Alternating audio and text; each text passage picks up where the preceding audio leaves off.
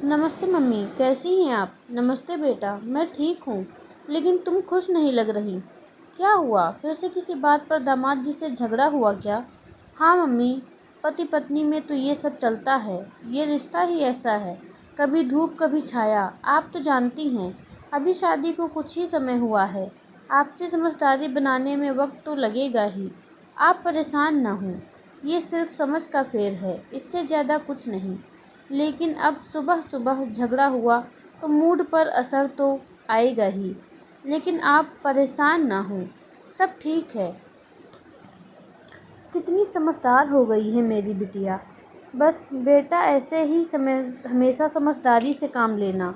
रिश्तों में मन मुटाव तो चलता रहता है, लेकिन इस मन मुटाव को रिश्तों पर कभी भारी नहीं होने देना चाहिए।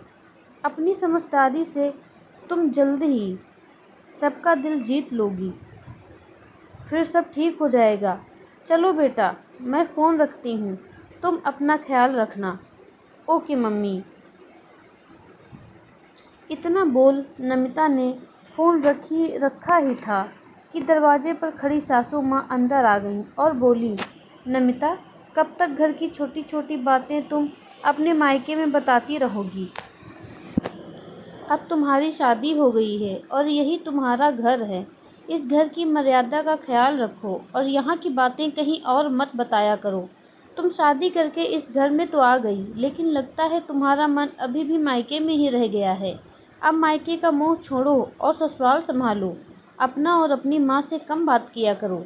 तभी नमिता की ननद सिमरन आ गई तो सुनीता जी उससे भी बोली, तू भी सुन ले सिमरन, तेरी भी शादी होने वाली है। अपनी भाभी जैसी हरकतें करेगी तो घर में हर रोज़ कलेश होगा। ससुराल जाते ही वहीं के रंग ढंग में ढल जाना। जो लड़कियां शादी के बाद मायके से ट्यूशन जारी रखती हैं, उनका घर कभी नहीं बसता। नमिता कुछ न बोली और चुपचाप सुनती रही। ये भी उसकी माँ के ही संस्कार थे।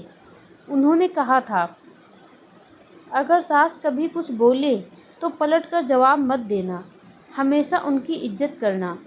सिमरन बोली, भाभी, मम्मी आपको कितनी बार समझा चुकी हैं, लेकिन शायद आप समझना ही नहीं चाहती। अब आप इस घर की सदस्य हैं, यहीं की होकर रहो और हर बात मायके वालों को बताना ज़रूरी है क्या? इतना बोल सिमरन चली गई और नमिता उदास होकर बैठ गई।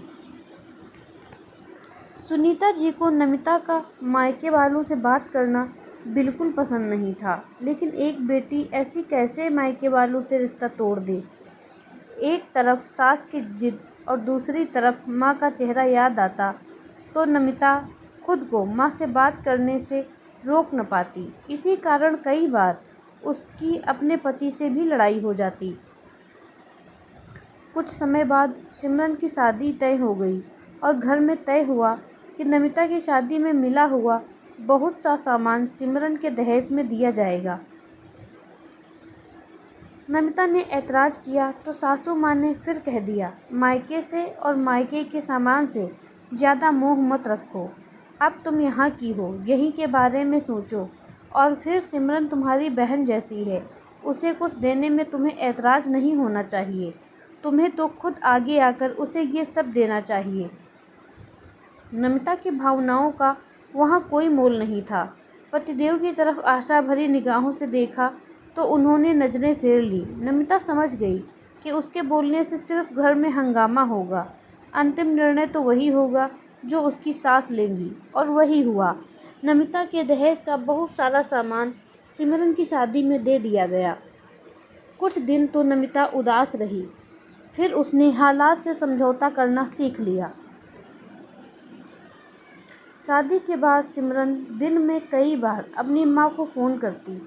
दोनों माँ बेटी घंटों तक बतियाती और हर रविवार अपनी माँ से मिलने भी आ जाती। नमिता उन्हें देखकर मन ही मन सोचती, काश सासू को समझ आता कि मैं भी किसी की बेटी हूँ, और जैसे ही वो अपनी बेटी को लेकर चिंतित रहती हैं, वैसे ही मेरी माँ भी मेरे लिए चिंता करती है। पर वो खुश भी थी, क्योंकि जो सुख उसे नहीं मिल पा रहा था वो कम से कम ननद रानी को तो मिल रहा था। एक दिन सिमरन अपनी माँ से अचानक मिलने आई। वो थोड़ी चिंतित भी दिख रही थी। उसका उदास चेहरा देख सुनीता जी ने कारण पूछा तो वो बोली, माँ, मेरे दहेज का बहुत सा सामान सासू माँ ने ऊपर वाले कमरे में रखवा दिया था, ये बोलकर कि घर में जगह नहीं है और अभी ज़रूरत भी नहीं है। जब ज़रूरत होगी तो इस्तेमाल कर लेंगे, लेकिन अब ये तय हुआ है कि वो सारा सामान ननद रानी को दे दिया जाए। जो डिनर सेट और टी सेट पापा इतने प्यार से लाए थे, वो भी ननद के दहेज के साथ जा रहा है। माँ, ये क्या बात हुई? ऐसे कैसे अपना सामान दे दूँ? पतिदेव को भी माँ की बात सही लग रही है।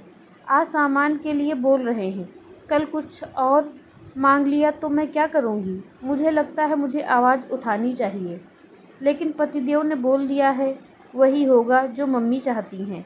तो क्या मेरी भावनाओं का कोई मोल नहीं? सुनीता जी कुछ बोलती, नमिता बोल पड़ी, दीदी, मुझे माँ जी ने नायाब सलाह दी थी, आज वही सलाह मैं आपको देना चाहती हूँ। उम्मीद करती हूँ कि आप उस सलाह पर अमल ज़रूर करेंगी। दीदी, अब आप उस परिवार की सदस्य हैं, उस घर की खुशी आपकी खुशी है और परिवार के लिए आप ये छोटे मोटे त्याग देना सीख लो, जैसे मैंने सीख लिया है। इसीलिए तो अपने दहेज में आया सामान चुपचाप आपको दे दिया था और माँ जी ने ही मुझे समझाया था कि शादी के बाद मायके का मोह छोड़ देना चाहिए, वरना एक लड़की ससुराल में रच बस नहीं पाती। अब आपकी शादी हो गई है, आप हर हफ्ते ससुराल मत आया करो और आप दिन भर माँ को फ़ोन करके अपने ससुराल की सारी कहानी सुनाती रहती हैं। क्या ये सही है? याद है ना, जो लड़कियाँ शादी के बाद मायके का ज़्यादा मोह रखती हैं, उनका घर कभी नहीं बसता। नमिता की बातें सुन सुनीता जी बोली, ये क्या बोल रही हो बहू? मेरी बेटी का जब दिल करेगा वो तब आएगी। शादी का मतलब ये नहीं कि एक बेटी मायके से रिश्ता तोड़ दे।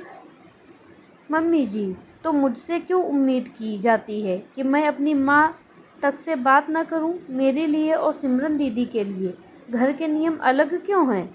मेरा सामान भी तो दीदी को दे दिया गया न था ना, और दीदी बहुत खुश हुई थी।